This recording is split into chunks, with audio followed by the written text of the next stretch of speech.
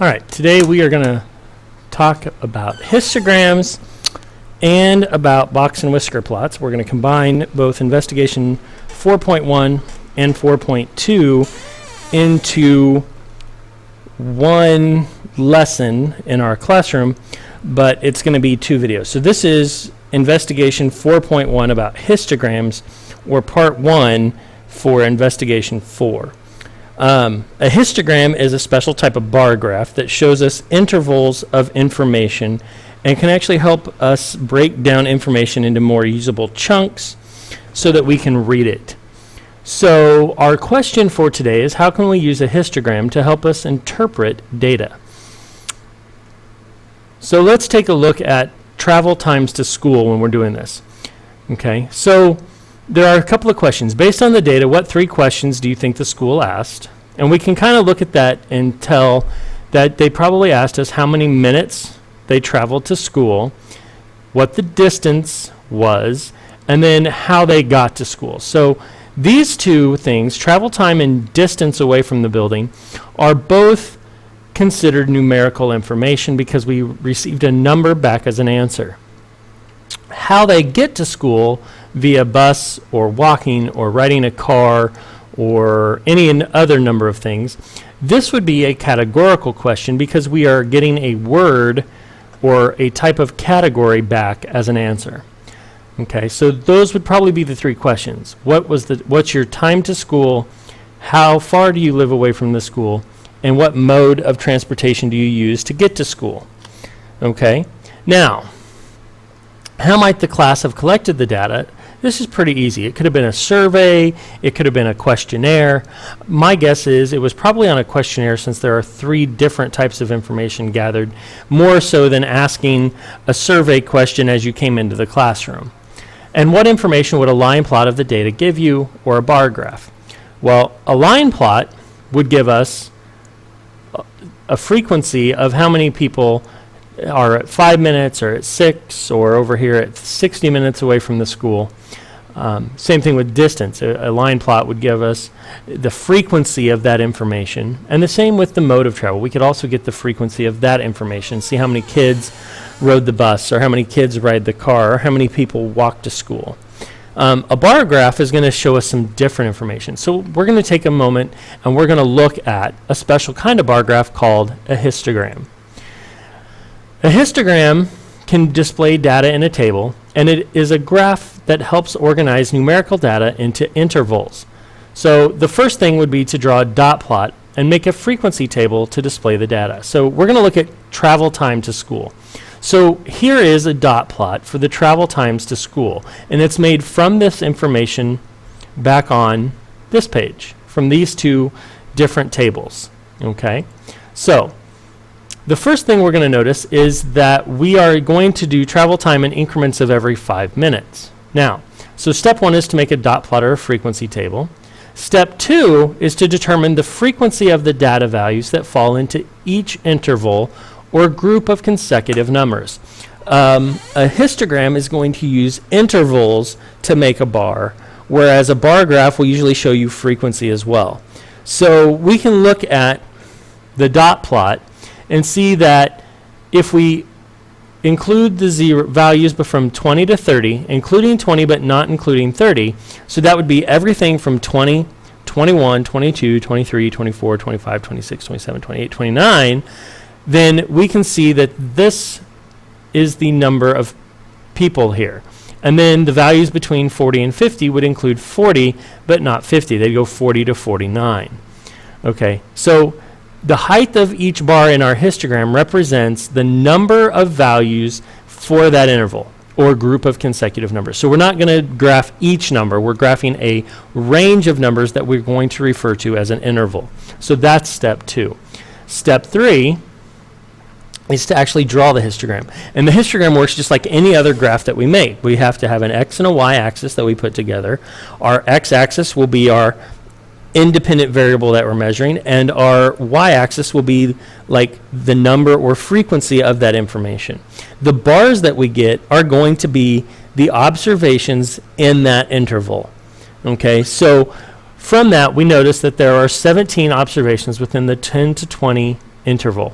And what that means is there are 17 students that take somewhere between 10 and 19 minutes to get to school. If they got to 20 minutes, they'd actually be part of the 20 to 30 interval. So there's a couple of questions here. You might want to take a look at them, but the most important one is interval size. Interval size is the distance or the spread of the interval. It's, in this case, our interval size is 10 up here in this histogram. So what we're going to do is we are going to take a look at A1. We're simply going to make a histogram from time and travel data and use an interval size of 5 minutes.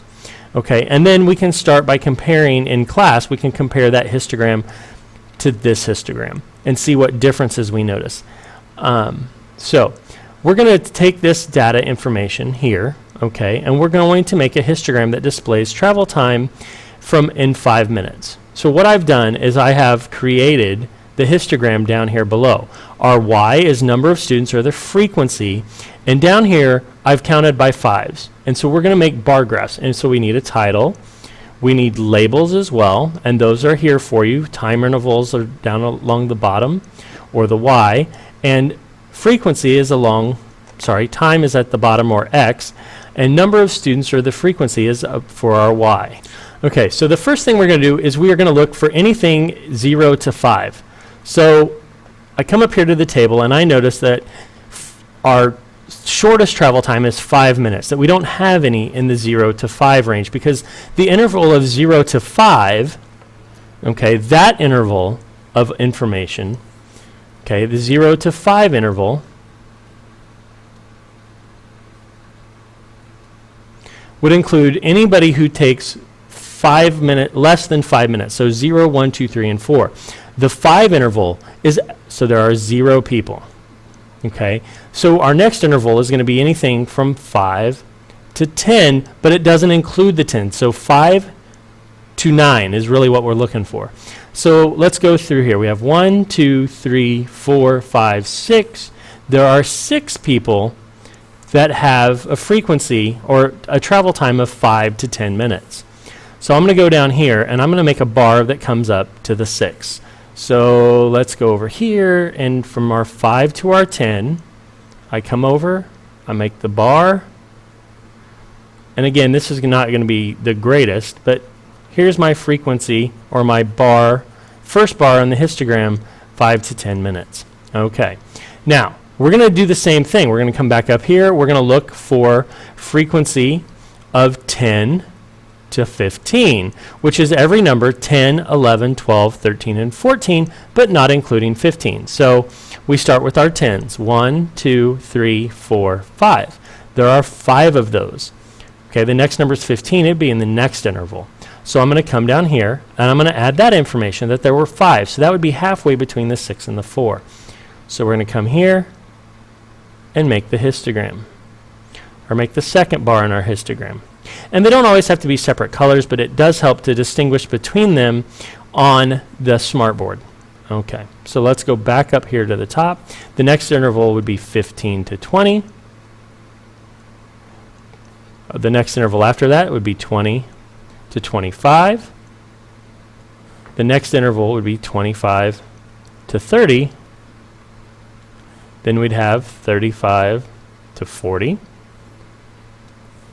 45 to 50, 50 to 55, 55 to 60, and then we're probably going to have one that goes 65 and up. I'm just going to say 65 to 70, even though my last information is at 7, or is at 60 here. The last person, the longest anybody has to wait, is an hour.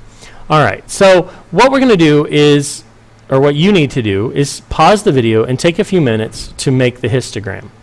All right, doing the same thing, counting the number of people. So like for the 15 to 20, we're looking for anything less than 20. So 1, 2, 3, 4, 5, 6, 7, 8, 9, 10, 11, 12, but we can't count the 20.